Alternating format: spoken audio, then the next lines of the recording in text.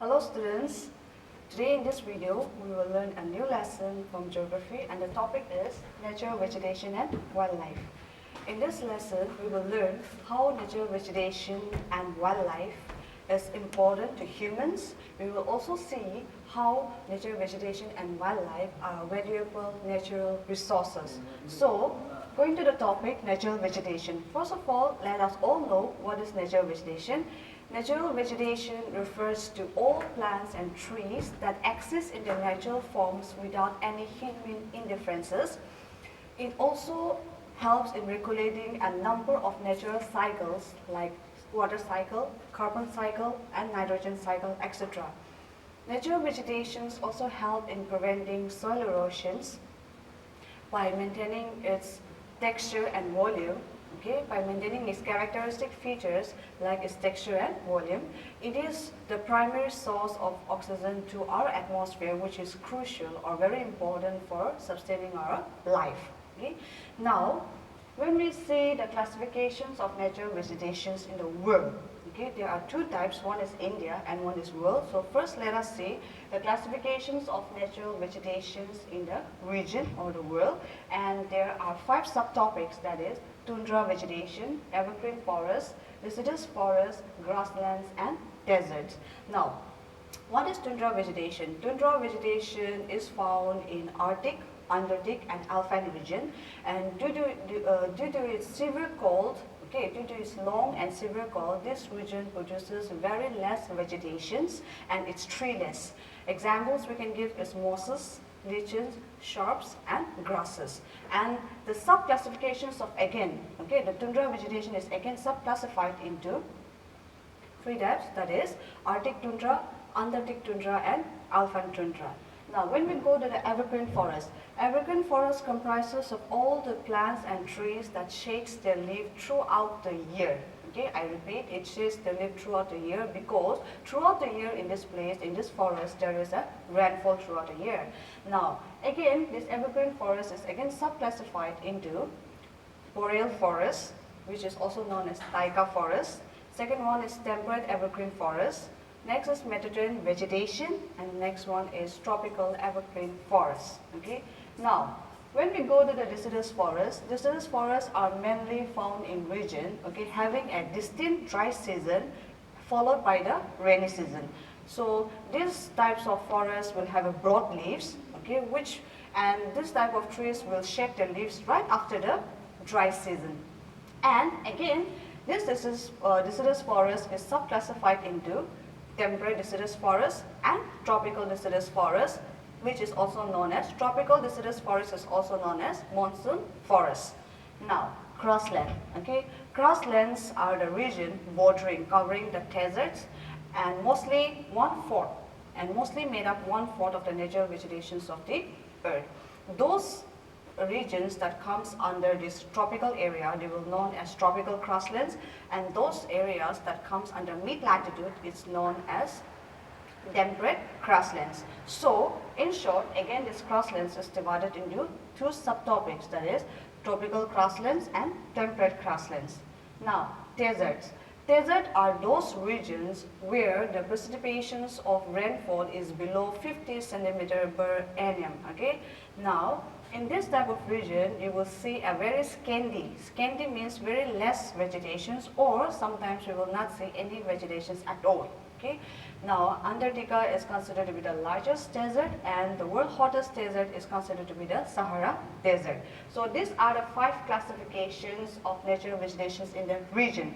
Now, let's see what are the natural vegetations in India. In India, the natural vegetation is subdivided into 5 topics, that is tropical evergreen forest, tropical monsoon forest, thorn and shrub forest, tidal forest and mountain vegetations. Now, what is tropical evergreen forest? Tropical evergreen forests are found in the western slope of Western Ghats, in the hills of Jandia and Khasi, part of West Bengal, Andaman and Nicobar Island. And some of the important trees that we'll find in this tropical evergreen forest are rosewood, mahogany, ebony and bamboo. Now, next one is tropical monsoon forest. Tropical monsoon forests are found in the western and northeastern part of Deccan Plateau, Okay, and some of the important trees that we'll find in this tropical monsoon forest are sandalwood, teak, sal, mango, and jackfruit. Now, thorn and shrub forest. This type of forests are found in the Thar desert of Rajasthan and in some parts of Punjab and Gujarat. Some of the important trees that we'll find in this type of forest are kikar, purple, and date palms. Okay. Now, tidal forest.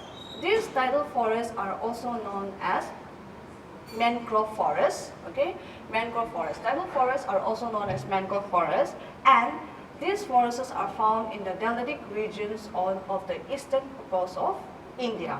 Now, one of the largest mangrove forests that we have in India we'll see in West Bengal, which is also known as Sundarbans. Okay, I repeat, the largest mangrove forest is Sundarban, which we will see in West Bengal. Now, mountain forest. Now, mountain vegetation. This mountain vegetation varies upon its altitude.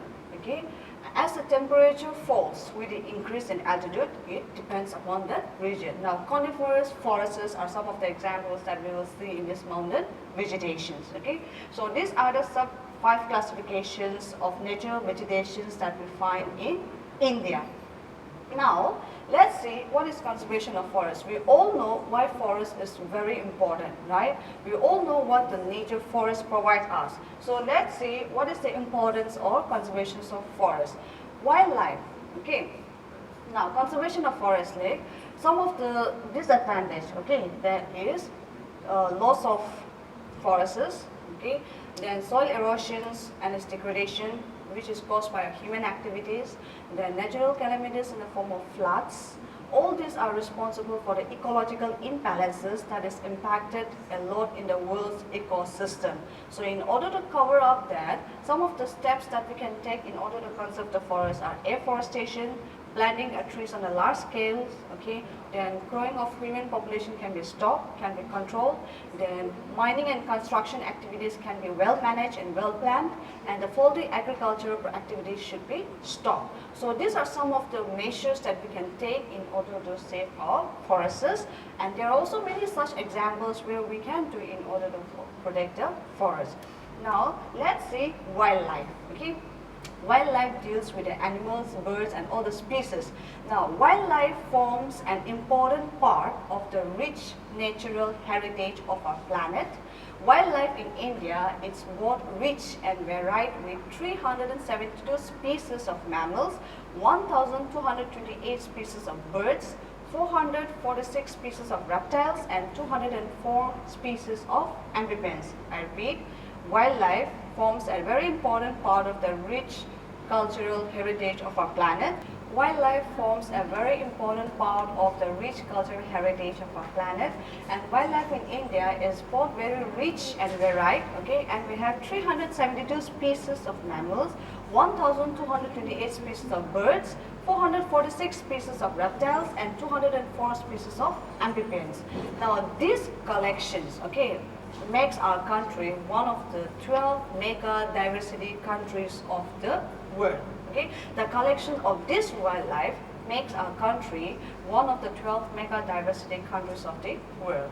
Now, with the increasing need for land for humans, then habitations, agriculture, wildlife is losing its habitat. Now, overexploitation of wildlife as a result of all these human activities, overexploitation of wildlife has led to an alarming decrease and even in the extinction of many species. Okay.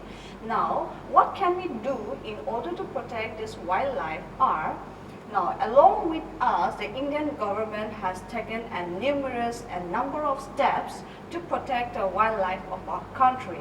Like national parks, wildlife sanctuaries, reserves and bioreserves have been set up throughout the country.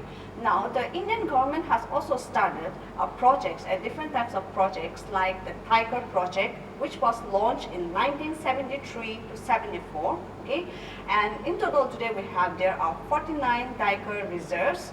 For example, in India we have 49 tiger reserve projects. For example, Kim Corbett National Park, Kanha Tiger Reserve, Ranthambore, and Sundarban National Parks. Okay, these are some of the examples that we can see in India that has been created in order to protect the tigers.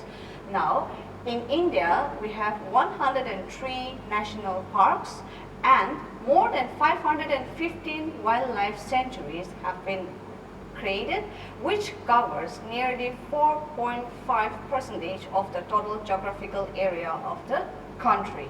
Now students, these are some of the steps that the government has taken, okay, in order to protect our wildlife. Now, in today's video, we have learned the importance of natural vegetations. We have seen that the natural vegetation refers to all the plants and animals that exist in their natural form without any human interferences. We have also seen the classifications of natural vegetation in the region as well as in India. In the region, we have seen that natural vegetation is divided into Tundra Vegetation, Evergreen Forest, Deciduous Forest, Grassland and Desert. And when we talk about India, it is classified into Tropical Evergreen Forest, Tropical Monsoon Forest, Thorn and Shrub Forest, Tidal Forest and Mountain Vegetations. We have also seen the conservation of forests, who are responsible, okay, behind the destructions of forests, and what are the steps that we can take in order to protect the forest. We have also seen wildlife in India and its conservations, or the steps taken by the government of India. Well students, that's all for today. See you in the next video. Till then, take care, stay safe and have a nice day.